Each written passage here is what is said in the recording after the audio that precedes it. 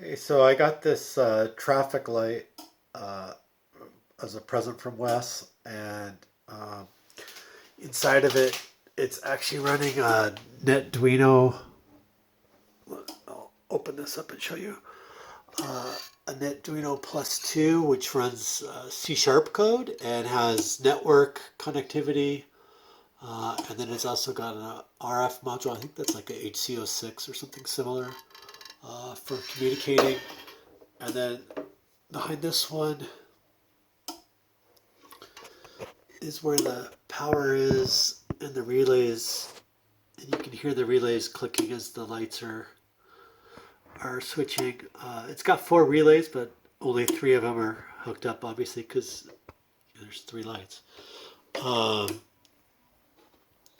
and then yeah, and then that. So currently, right now, and then there's the top one there is the neutral line, and then the bottom one is power. So I'm thinking about tapping that in and running power up into the Arduino.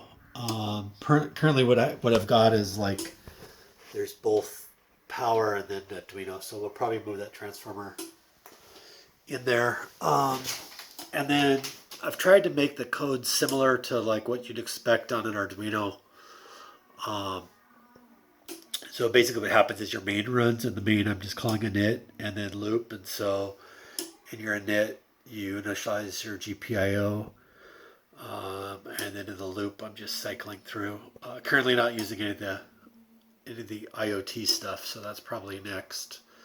And then things like change light or whatever are actually just helper functions that turn on and off the GPIO. So anyway, yeah, it's fun. I'm looking forward to playing with it more. And if you have ideas of stuff I should try to do, let me know. Cool. Thanks a lot.